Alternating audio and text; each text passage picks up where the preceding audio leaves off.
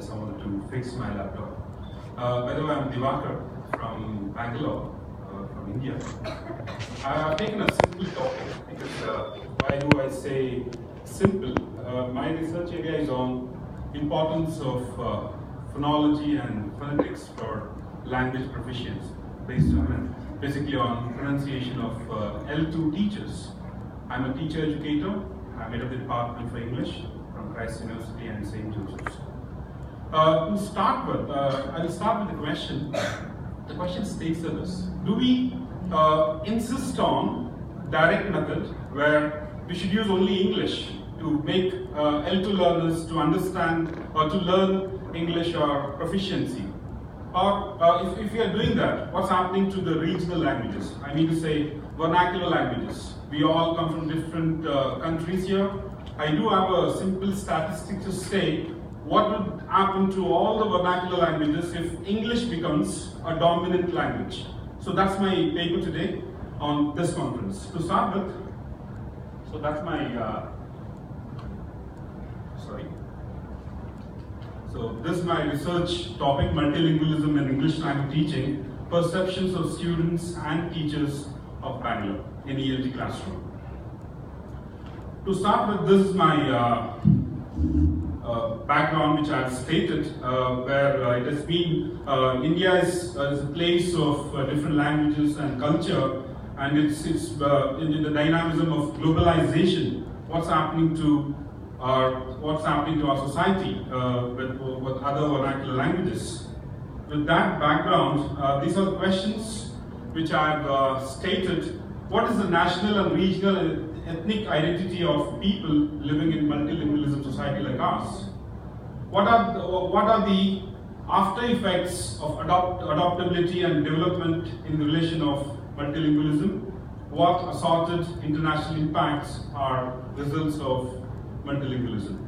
Based on these questions, my research took flight to know. I use my own experience, which is phenomenology, one of the qualitative methods to know. My own experience I have put in this because to do my research, wherever I've been to collect the samples, one question I often get is any regional places where I've been to collect my data, they always say, why do we need to learn accent or L1, why should we add that? So if people who are in favor of regional languages, they have questioned that. So I've taken from that with these questions. This I sometime before I said about. This is the data of World Population Bureau states to this, and we have people from India today in this conference hall. We have from China, United States, Indonesia. If you look at that, the population in 2050 would be that much, and languages in 2009, all the regional languages, the numbers were like that. I mean, numbers are like that. When it goes to 2050, 69% of whatever languages numbers that I've illustrated there, it would be no more. Almost 70% of regional languages will not be there in this world, only because of dominance L1, I mean real foreign language L2.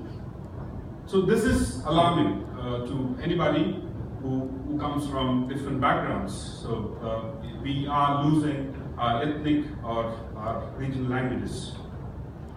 With that statistics to move across, why do we need mother tongue in English classroom?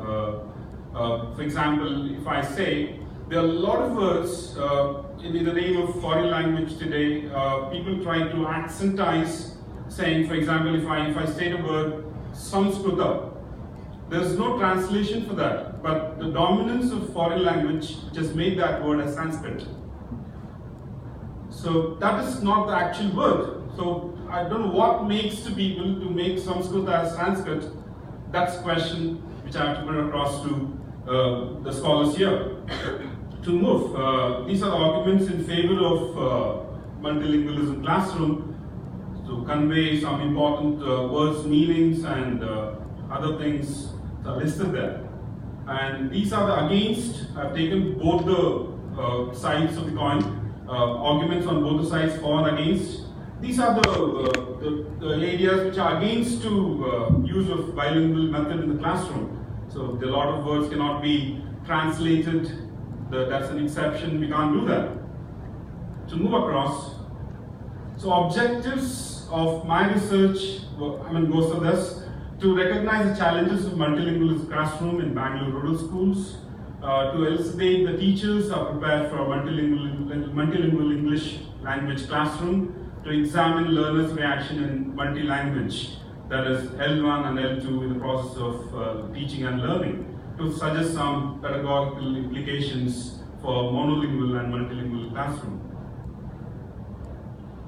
So methodology, already I've stated, I began with my own experience, which is phenomenology, which I have put across because I have 12 years of experience as a teaching trainer.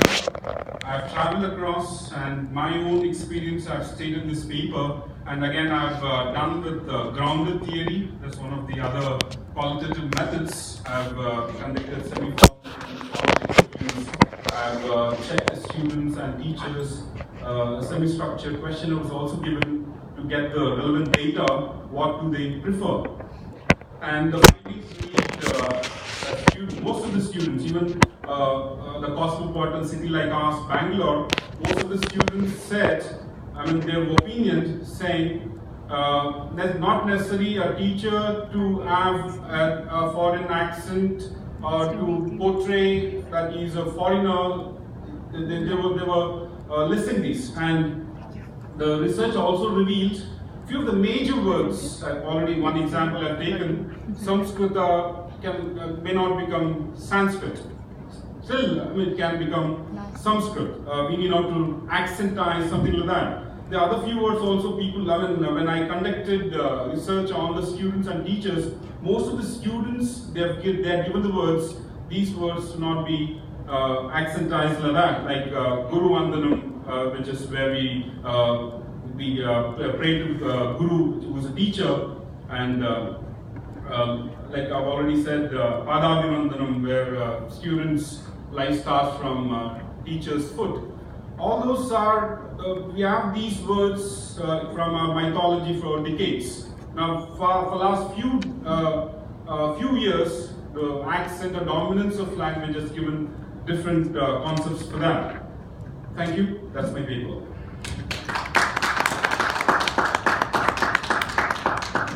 Thank you very much. And we do have time for some questions.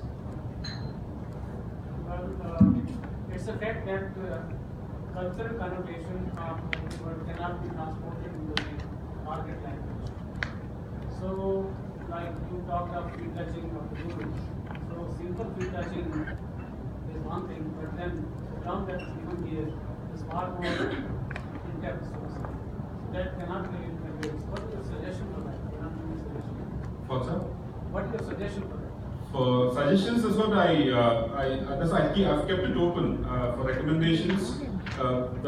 This paper is particularly the limitation of my research, which I'm doing on pronunciation, which is a major dominant linguistic feature of foreign language.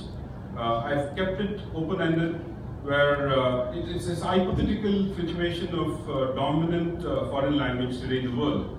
That could be any country in the world. This hypothetical situation, even I felt like, let me keep it open. We'll have to think as teachers, like but, what is... Yeah, that's right, but there are words which are accepted by the English dictionary also in due course of time, because there is no translation available for them. So we have so many words, even Guru itself, Understand, sir, but unfortunately the first... All the words may not be incorporated because it's not so common.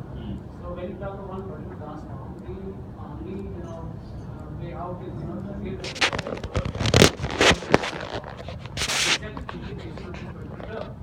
there's no other way out. That's true. Unfortunately, the first Indian word to be included in the Oxford Dictionary was chutney. So we had better words than... Even before that, Pandit was very long back. The first, modern dictionary, the first word to be included. Chutney came much later.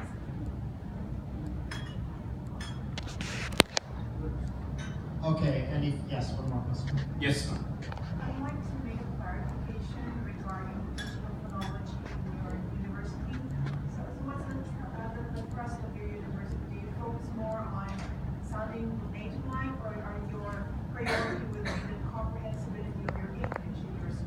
It's on received pronunciation. That's my research area, IPA, International Phonetic Alphabet. My research is on that. Why this paper on multilingualism? Because wherever, as I stated in my presentation also, it was like people, and I come from regional background. My mother tongue is entirely different. I studied from vernacular medium. I started my English learning when I started with 5th grade. From pre-nursery to 4th grade, I studied in vernacular language. So the inclination towards my vernacular language and my research area both together has made me do this. Just like to share how it's like in the Philippines. We don't really focus much on perfect native like sounding English. It's more of the comprehensibility as long as you're able to figure out African stresses, as long as the accent is naturalized and you are comprehensible to everyone, then that is not a problem. It's not really a focus on sounding like a native English speaker. Same thing with multilingualism in the Philippines, where we have this mother tongue based multilingualism education, where I would agree that multilingualism is a resource. It's more beneficial rather than a problem. And hopefully that's how you view it also in your school. It's supposed to be a resource, but not a problem. Is it a problem in your university? Multilingualism is a problem. Yes. No, it's not a problem. I would say rather than problem, it's a challenge for teacher. It all depends on a teacher's capability of teacher handles the students. Doesn't mean that India has more English speakers than anywhere in the world. So we need not to have that copied accent where we portray. That's a weakness that's happening in our place. People think if they put on or imitate a foreign speaker, he is privileged. But that's not the truth. Even my research also revealed by the students saying that's not the fact. That's a myth people do have. If I speak like Kannadiga, which is my mother tongue, doesn't matter. End of the day, we should make people to understand. So that's the objective we should carry on. Okay, we do need to conclude. Thank you very much.